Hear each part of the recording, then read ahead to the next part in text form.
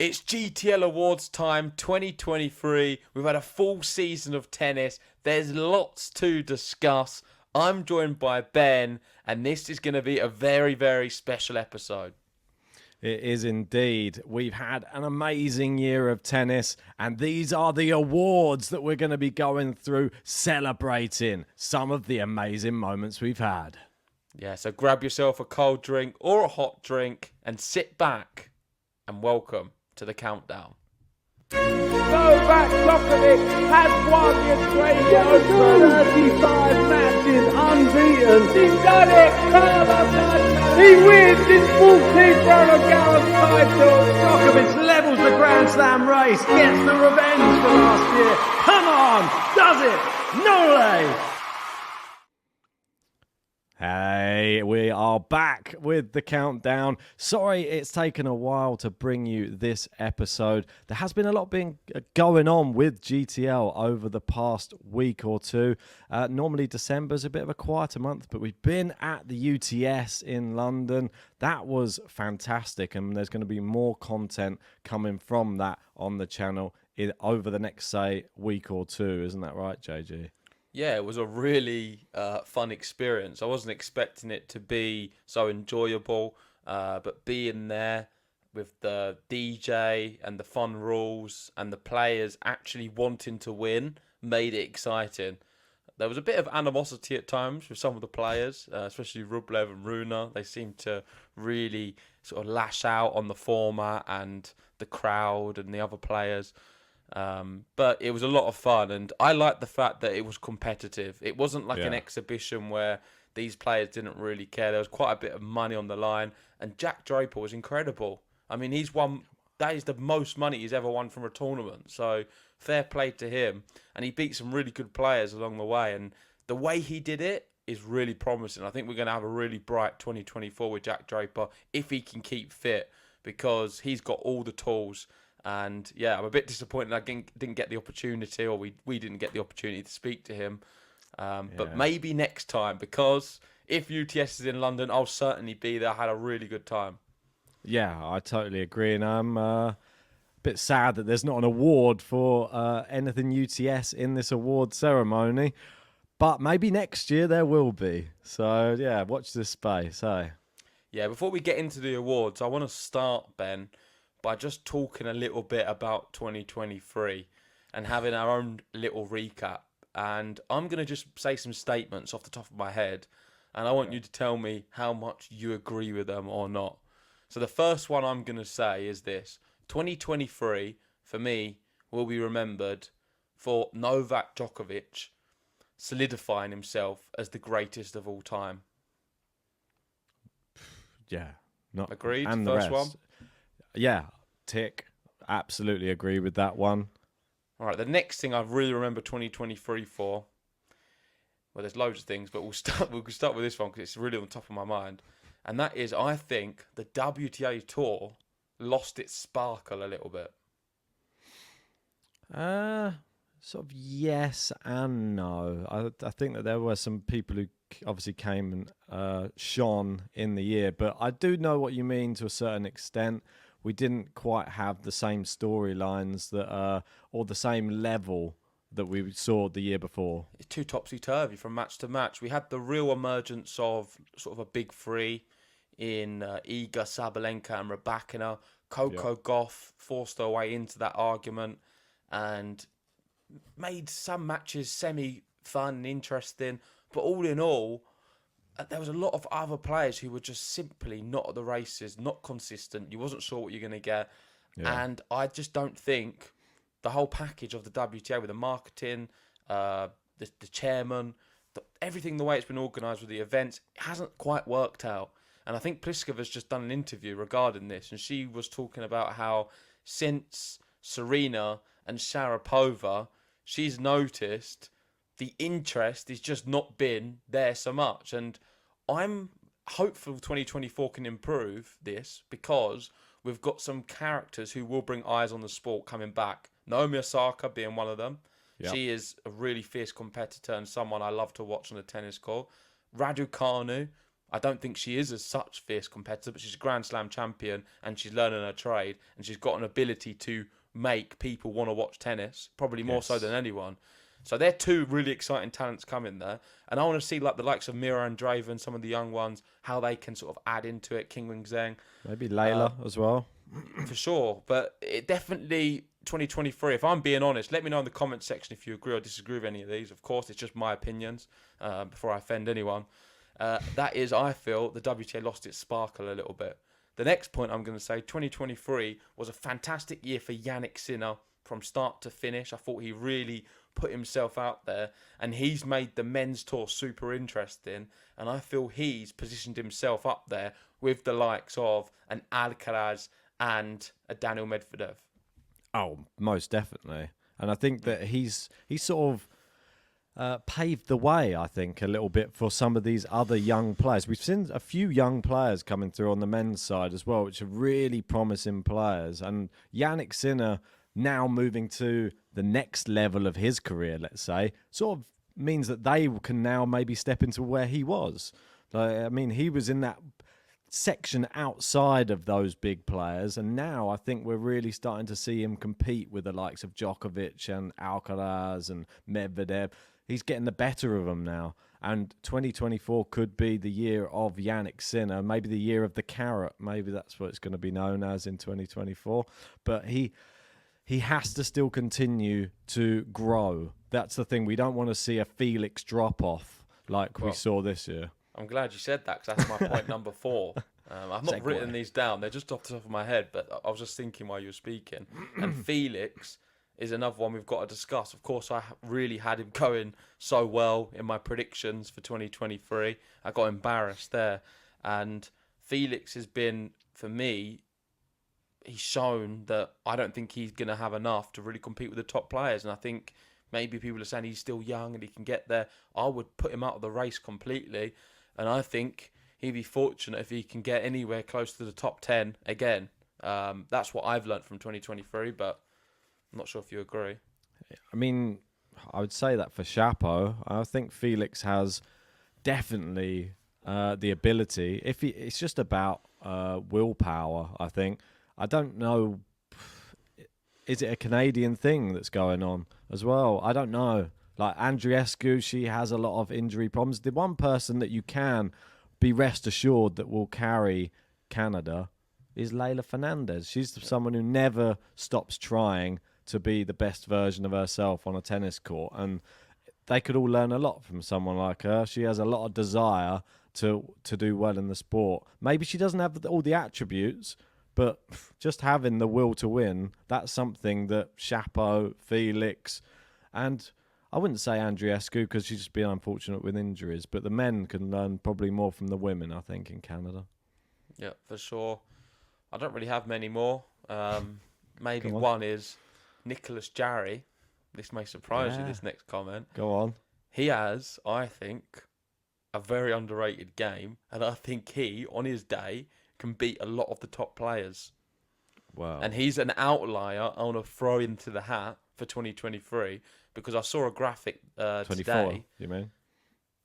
No, well, I mean for 2023, like when talking about this one. Okay. But yeah, for 2024, you can, for sure, I mean, it could work both ways.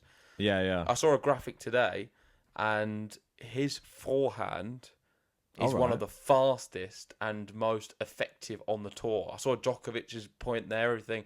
But in terms of speed, he had one of the fastest. I mean, he's got an incredible forehand. I'm talking better than Alcaraz's, Sinner's, all of them. So that's very reassuring, me seeing that graphic, because I've always said how good Jarry is. I've watched him time and time again now. Clearly, he's not got the consistency and maybe the physical movement to be able to compete with these top players. But he is someone to always be very wary of. And that's why I was when he faced Carlos Alcaraz that time. So, yeah, that's just one of my other takes. Do you have any other you want to add? Multiple surface player, I think, as well for Jarry. That is like a real... that's one of the key points. Like, he does well on the grass, good on the clay. The hard court, maybe one of the ones he's not as good on. But I think that next year we could see him... He could be pushing a top 10 place, really, Jarry, which is incredible. I mean, off the top of my head, things to What about think Tsitsipas? about. End with a Tsitsipas one. What's your sister past 2023 statement? Well, don't really know where to go with him really from 2023. It's been a year to maybe forget. I think I've got one. I think that's a statement more than you can good. go Good if for his you've got one. personal life, not so good for his professional life. I think that's probably he's a lot happier in himself as a person, but maybe he needed that year to maybe. I wouldn't say year off. That's a bit mean, but maybe not a year fulfilling everything. So that the next year, now he's happy and he's sorted things off the court. Maybe on the court, in 2024, he will be a bit better. But yeah, I was a bit disappointed with him in 2023. Yeah, my statement is Tsitsipas will never win a Grand Slam. That's what I feel like I've learned from 2023. I don't think he'll ever win a Grand Slam with the young players coming through. Djokovic still playing at a good level. Rafa's going to come back next year. I mean, I think he still could have him. But let's wait and see. Let's get into the GTL awards. Enough of us waffling. Let us know if you agree with some of them statements and give us some of your statements at home in the comment section below. The first category, Ben, what is it? It is going to be ATP Newcomer of the Year. So can we have some music, please? Yeah. Maestro? Here we go. There's a little bit of a march going on, and we'll bring up the first category. And here are our nominees. We have Arthur Fee, Ben Shelton, Luca van Asscher, and Hamad, and this is the right pronunciation because I saw some people in the comments, Mijedovic. The D is silent like Djokovic. How'd you say it? Mijedovic. Mijedovic. Yeah. Okay, got you. So I'm looking at that list. There's only got to be one winner for me, and that would be Ben Shelton. I mean, does he get run close by anyone? I don't think. I think the closest is Fees, but it's not that close. Yeah, I think the amazing year he had in slams and obviously winning his first title as well. We're not going to keep you in suspense. It's Ben Shelton, ATP Newcomer of the Year. Yeah, well what a legend. And as Patrick said on our last podcast, go check it out if you've not seen. He really has a lot of high hopes for this kid.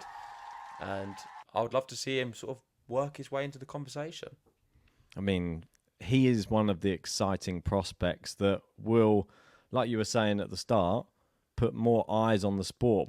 They need more people like him in the women's side, I'd say. But it is good because we need more narratives on the men's side because that once Djokovic is gone, there's going to be a load of young kids fighting it out to try and win slams, and he could be one of them. Next category, please. Well, we're going to be sticking with the same category, but the women's. Okay. So it is WTA Newcomer of the Year. And... Ooh, thanks. All right, we'll get this on. And we've got Mila Andreeva. We've got Linda Noskova. We've got Avanesian.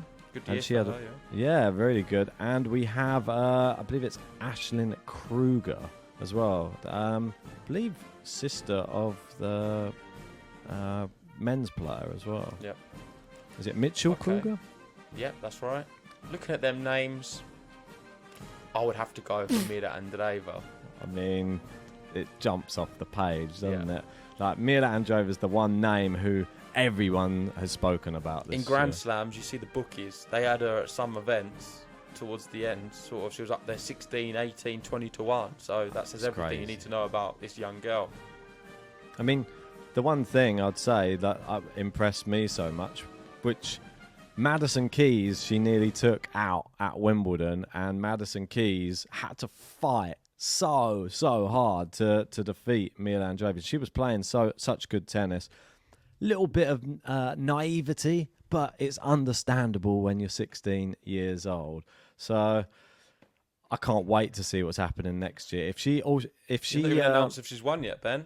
Well, I think we know that she's won, isn't it? There we go, Mila Andreeva. I can't wait to see what she does next year. I think that the future's so bright, and if she is able to negotiate a third set, like because she's good in the first two sets, The third set is where she's sort of struggled, I think, in 2023.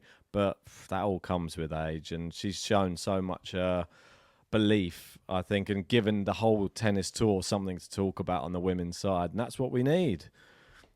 Okay, next category. It is ATP Most Improved Player of the Year. Long title, this one. Right, so this is a really close one. So I'm looking at these names. I've already said my piece about Jarry. Yeah. I think he's certainly got to be considered. I think Offner, he has just risen so much and did so well in all of the Grand Slams he played in. Of course, we got to meet him as well, which makes it a little bit extra special. Humbert, I think he peaked towards the end of the year, and I'm not sure if he deserves it. And Eubanks didn't peak for long enough. He did really well sort of post-Wimbledon for a bit, and then wasn't then at that same level, and we didn't see much at the beginning of the year from him. Eubanks, though, was one of my, probably out of the four of them, my favourite story this year out of all four. And I could be a bit biased towards that. But if it was down to me, I would probably go Jarry Offner. I'd be leaning more towards Jarry. Wow. There'd probably be a lot of people leaning towards other people, but on GTL, we sort of lean towards our own, don't we? And this award is being given to somebody who we met, but I'm not just going to say it's just because we met them. It is going to Sebastian Offner. Let's give him a round of applause. Yeah. I'm going to give you some little statistics here. Just because I know that there's going to be some people going, come on, Jarry, look where he ended up and look what Eubanks did. Well, Jarry started the year, let's just have a look at this, 152 in the world. He ends the year at number 19. I mean, that's an incredible thing from Jarry. I mean, absolutely unbelievable. Chris Eubanks started at 123. He ends the year at 34. And Sebastian Offner started at 193 in the world, ends it at number 43. And that one for me, I think it's unbelievable. Considering when we met him, he was struggling and he didn't seem like he had that much confidence he could get into the top 100. Jarry started 152. I know. And ended 19. I know, but Offner, for me, when we met him, it's a GTL one. Like I said, I was tight with them too. I would have given it to Jarry. I know you had a little bit more for Offner, so that's why Offner's one on the channel. But this is maybe one of the ones we disagree on slightly. But you can still give your case for Offner. I think it's a valid one. But the only thing I'm going to say is, if he hadn't met GTL, then who knows where he'd be right now. So we probably helped him to get to that. He wouldn't be winning this, that's for sure. It'd probably be Jarry on the screen. It's his biggest award of the year, I think, this one. Anyway, on to the next category.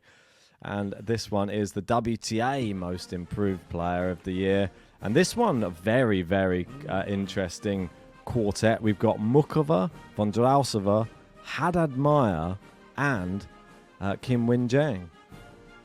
Great names. Yeah, it is good. I mean, Kim Win-Zheng, she's improved, but I was expecting more of an improvement. So I wouldn't give it to her on that basis. Haddad Maia's great. I think she won 3 tournaments at the back end of the year, though. Vondrousova was a Grand Slam champion, and Mukova was one of the best across a lot of them. Beating Saba. Was she a finalist, Mukova? She got to the final, right, of one of them? Yeah. Was it Roland Garros? She got to the final. This is tough. This is really tough, and I may surprise you. I'm going to probably, out of all of them, it'd be between Mukova and Vondrousova, and I'd go for Mukova. And I would agree. It is. Karolina Mukova is the WTA Most Improved Player. I think the only reason that it wasn't Vondrousova, despite winning a slam, she'd already been to a slam final before. And I feel that Mukova, where she was sort of coming from, she sort of came back from nowhere, it seemed, to somewhere. And she was a real strong competitor across the whole calendar year, I would say, up until the end when, unfortunately, she got injured just before the tour finals, which is really disappointing for her because I think she would have done all right at the tour finals.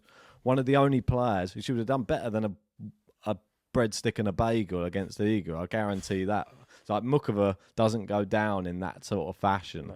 She's a real fighter. She's done better than Ons Jabeur. Was Sakari there as well? Sakari had terrible, right? I mean, she is one player I actually think she can always give any of those top players a good match. She doesn't look out of her depth like other players Could when we they see play. her towards the top, Ben, of your top 10 next year? Oh, most definitely. I think Ooh, Mukova, sneak she peek is there for everyone. Maybe but Ben's got Mukova number 1 stay next year. injury free. That's all I'll say, Carolina. Please. Okay, Right. next category, please.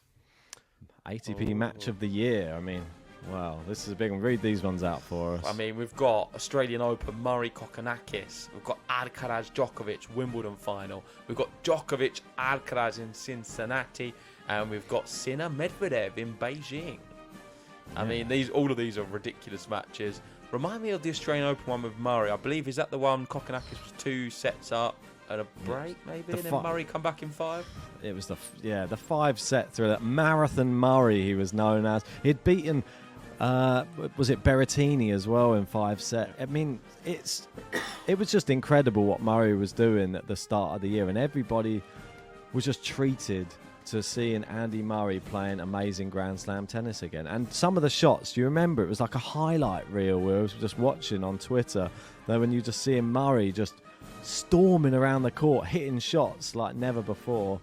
I thought it was brilliant. Kokkinakis always brings it in, and he's always good for a long match in a slam. Despite that, I think in terms of quality, it was one of the other 3 had higher quality moments. The Wimbledon one I'm instantly drawn to. I think that was my favourite. That was my ATP match of the year, looking at all of them. Seeing the one against Medvedev was like him announcing himself saying, I can now go and beat Daniel Medvedev in a final. Had that feel, and it started making us respect Jannik Sinner and thinking, okay, he can beat the big players now. And then the other Djokovic-Alcaraz one, that's the one where, Djokovic won, didn't he, in Cincinnati? We saw some ridiculous tennis on display on that day. That was probably the highest level. It was the highest level, I think, that we've seen all year from both of those players on a tennis court. For Djokovic to come back, because he was down in that match, and come back and win, and it was nearly 4 hours for a 3-set match. It was like a slam final. Everybody was just in disbelief, really, at that match. I remember this was like the real it. moment Djokovic started to think, okay. We had to get one back over on Alcaraz because he got defeated by him. This is another thing that happened in 2023 as well. The revenge tour. It wasn't just a revenge from 2022. There was still, within 2023, he was getting revenge for matches he lost within that year as well, which was pretty crazy. That Wimbledon loss was massive for him. He could have won the calendar slam. I love that match, though. It was fantastic. Yeah, I mean, and if I had to award one, it would be the Wimbledon Alcaraz Djokovic. That is my winner. But announce the GTL one. The GTL one, and I think it's been the same everywhere across the board. It is Cincinnati final. Djokovic Alcaraz, the near 4-hour thriller. I don't think anyone can complain about it. It was incredible. Yeah, it had some fantastic moments. Not mad at that at all. But I would have just had the Wimbledon one because I think it's more of a bigger achievement, toppling Djokovic in a Wimbledon final. Yeah, the achievement's wasn't bigger. Expecting Alcaraz. That for me makes the match slightly better because of what was at stake. I feel like the achievement is better, but the level of tennis in the Cincinnati one was better. Like that's the thing, and that's what match of the year normally gets graded on. Okay, on to the women's. That's it. Right, we've got Sabalenka Rybakina from the final of the Australian Open. Incredible match that was. And we've got French Open. We've got Sabalenka again. She's in this a lot, Sabalenka. She has a lot of drama. She was against Mukova in the French Open semi, I believe that one was. And then we had Jabeur versus Sabalenka at Wimbledon. That was more drama, where Jabeur came back, obviously, and defeated her. And Svitolina Azarenka, I mean, what a match that was at Wimbledon. That was, for all the wrong reasons and the right reasons, it was an incredible match that Svitolina went on and won in a dramatic, I think it was tie-break in that 3rd set, wasn't it? Yeah, I remember the French Open one. I was in Prague in a hotel room watching this one. It was a really good match. I'm drawn towards Svitolina Azarenka as my favourite. So was I too. That's the thing on this one. But this one, I allowed the community to vote. And the community voted for Sabalenka versus Rybakina. Okay. Yeah, I mean, Yeah, it was a good one. The thing is, I think we get a bit swayed. I forget it a little bit. Yeah, it's exactly. So on early on. Because it's so early in the year, a lot of the early matches like get forgotten about, and we get like carried away, and all the US Open ones and Cincinnati's. Yeah, we got to remember that was an incredible match. The fact that they went all the way, they went the distance, and that was the battle of the two big hitters. We didn't know who was going to win it, and Sabalenka winning her first ever slam as well. A really significant match. Yeah, good one. Next category. Well, GTL Song of the Year. Someone's had all of the songs this year, it looks like. We've only had three songs. Yeah, just the three this year. We had a few buttons. We're getting on to that, though, I guess. So, let's have a look. GTL Song of the Year. We've got 22, 23, or 24. Yeah. What is the best one? Well, it's up for debate, and there's a lot of people... What had the most views? It's a good point. I think probably 22. Yeah. But it's been out for longer, so you'd think it probably would have more views. The thing is, I think when I put the polls out, people always gravitate towards the bigger number. And that's the problem with these. But we've got to go with what the fans say. A lot of people think 20. I think the only thing that everyone's in agreement is 23 wasn't the one. It was either 22 or 24. I agree. I think 22 was better. Maybe slightly. But I don't know. I like 24 too. I think 24 is a good win, if it is that. Exactly. And that's the one that did win it. It is 24, Djokovic song. If you haven't checked it out yet, go check it out on the channel. It was a very, very, I feel like a nicely mixed song as well. Plus it had the Shelton phone hang-up thing in it. I liked it. So it was had a little bit bit of comedy different. in it too. And, I mean, next year, guys, if you want another song, be ready because we're going to be getting number 23, but this time for Rafael Nadal. I think it's going to be amazing. That's it. Number 23. Imagine if I can do a Rafa 23 one. You can make amends to the last 23 one. Do a better one than the Djokovic 23. It'd definitely be it's more of a Spanish vibe, I'm sure, if there was one. But let's move. I'm not allowed to use that. Oh no, maybe I can if it's for it's more Latin or something. Yeah, you know what we mean. If you head over to the Patreon, because you can see our Diego Schwartzman interview. It went quite well. Next category is ATP Button of the Year. Yeah, ATP Button of the Year, voted for by the fans. We had Musetti, Djokovic, Rune, or Sinner. The problem with these polls, I'm sure you can guess which way they go. Mine's not on there. Mine's Rublev, and it's not on there. So, mine would be the new Schwartzman button, but that hasn't ever been played yet. It will be next year. Yeah, there's a few good ones that aren't on here.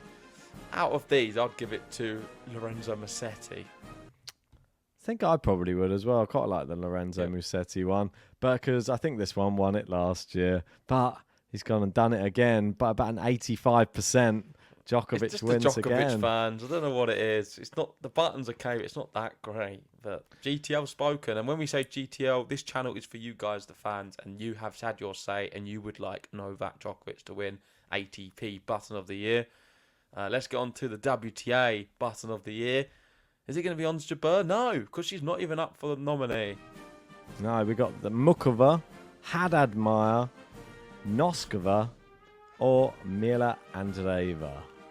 Haddad Maia all day. For me, I would have choice. I think it's a landslide victory for Haddad Maia. But the fans didn't agree. No, the fans went with Karolina Mukova. No, surprisingly, no. It was it was the closest one I think on the polls between Haddad Maia and Karolina Mukova. Haddad Maia just edged it, from my opinion. I liked that I was in that button and I was there in the video, and it was a little bit of a Blink 182 vibe. But the Mukova button I do actually really like as well, so I'm not too mad at it. Right, next one. This is a big one, this one. ATP is this the Player final one? of the Year. Then we get onto the GTL. Well, the women's after, ones. But yeah, this is the final one, yeah. Okay. So we've got Djokovic, Alcaraz, Medvedev, or Yannick Sinner as ATP Player of the Year. Who could have possibly won it? Well, they're the four best players. They've all been outstanding. I'd love to have put Alcaraz. I'd love to have put Sinner or even Medvedev, but there's only one champion. I know who it's going to be. It is, of course, Novak Djokovic, ATP Player of the Year. No one can dispute it. He has consolidated himself as the greatest of all time. He's done above and beyond what anyone really expected in a career of tennis. And everyone's going to have to try and catch him now. And I don't think anyone's going to be able to, because he's set the post out so far. Yeah. I mean, go check out the short. Yep. I mean, we won't redo promo. it. That's right. But well done to Novak Djokovic. Let us know in the comments if you had someone different winning it. I'm pretty sure nobody did. So WTA Player of the Year, probably slightly closer. We've got Iga Swiatek, Arina Sabalenka, Coco Gauff, and Jelena Rybakina as the nominees. Yeah, very all good close. names again. I mean, these were the four. Goff pushed her way in there, like Sinner did on the men's. Iga managed to finish world number 1. Rybakina won't win it for sure. She can't be considered. Probably the 4th on the list. Started the year well. Started strong and faded. I would go for maybe not the most popular. I'd go for Sabalenka. I thought across all of the tournaments, she wasn't world number 1, did she? But she was the best player, I thought. That was it. I mean, I think Saba wins this one. She did. She got all the way to what seemed like to being a great front runner, but then just at the end was pipped at the post by somebody who sort of had a resurgence towards the end of the year. Obviously, was not ever going to be as good as the year before because it was so clear that she was the best player in 2022, Iga. But this year, she still ended up as, one match in it, and she manages to get world number 1 again. And for that desire to get back, or to get her number 1 crown back, Iga Swiatek wins WTA Player of the Year again. I disagree with this one. I really disagree with it. I don't think she was WTA Player of the Year. I think Saba deserved it. Well, she won quite a few tournaments, Iga, in 2023, and managed to win the tour finals for the first time as well. So she wasn't as good as the year before. She was fantastic. Yeah, but that's such a high level, though. I thought Saba deserved it. But let us know in the comment section, who do you agree with, Ben or myself? Moving on to the next category, please. Well, there's no actual categories on this one. All we're going to have on this is our Commentator of the Year. And I don't think we even need to put nominees on this one. I thought it was so outright who our Commentator of the Year in 2023 is. Everybody at home knows who he is. He's a guy. He comes all the way from Vancouver, Canada, and that is the one, the only. Shapovalov. That's it, Chapo. No, it is, of course, Covey. Yay. Legend. What Thank a legend. you, Covey, Absolute. for a fantastic year on Game to Love. We wouldn't have been able to do it without him. He's really been such a oracle of wisdom and personality and comedy and everything, really, all in one. So thank you so much to Covey, and hope to see more of him in 2024. Yeah, most definitely. Covey's Corner as well. Great little addition there. And hopefully he's enjoyed it as much as what we did, having him on the channel as well. Yeah. So can't we'll wait. do our best to send something as well. Oh, yeah, for sure. We'll send him over some of doing it, but we'll send something over for you. Little Christmas prezi. Yeah. Well, it won't be in time for Christmas now. Won't get to Canada. No, 20th of December. I might book a flight. Anyway. We'll fly out, surprise you. That's it. Is that it? I just get to see you. Right, and the last but not least, we go with our Member of the Year. And this is picked from all of our GTA members, patrons, people who have supported the channel throughout the year, through thick and thin. We appreciate everybody who has done so. But this person has had a tough year. And not only have they had a tough year, they've still managed to just support us as well. And it's never going unnoticed. This person, an absolute GTL legend. And if you're been a long-standing viewer of the channel, you're going to know who they are. And if you don't, then you should. It is, of course, Kathy. Thank you, Kathy. Murph's Morphs, fully deserved. Of course, there was so many other names. I'm not going to name them all now because I'm going to miss someone out and they're going to be upset. But there were so many other contenders for this. We've had a lot of support this year, and we wouldn't be able to do that without you guys. So you don't have to donate. You don't have to subscribe to the Patreon. But if you can like our videos, subscribe, and just do anything you can do. Of course, the Patreon is the ultimate. We really do appreciate it. It allows us to keep doing this content because without you guys, we can't do anything at all. So thank you so much for everything. And big thank you to Kathy. I know it's been a tough year with a lot of things happening in her personal life. And also on the court as well. Rafael Nadal didn't play pretty much. Started the year and then didn't play anything. So hoping 2024 can be a better one. Not just for myself, but for you as well, Kathy. Yeah, and we'll get something sent out for Kathy as well. Yep. We appreciate you, and we hope you have a fantastic Christmas, New Year, and 2024 as well. There we go. And that is our GTL Awards of 2023. Hopefully you enjoyed them. If you haven't already, hit the like button, subscribe if you're new, and go check us out on Spotify. You can listen to all of our audio podcasts. We have some really fun content we're posting at the moment on our Patreon. They will be going live on YouTube in the new year, so you'll be able to watch it. But if you want to watch it now, we've got interviews with Gael Monfils, Diego Schwartzman, Alex Bublik, and...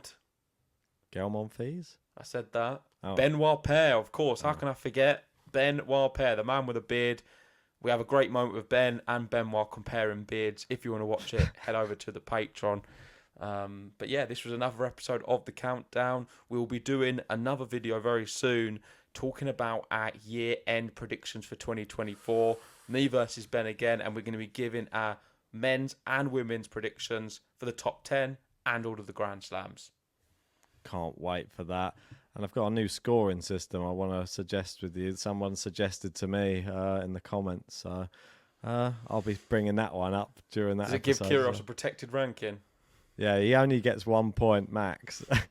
No, we'll wait and see anyway. I'll unveil that on the episode, but that'll be coming up very, very soon. But yeah, Perfect. For now, over and out. Yep. Thanks everyone for a great 2023. We'll be back with a Christmas Q&A very soon as well. Yeah. So stay tuned on the channel. See you then.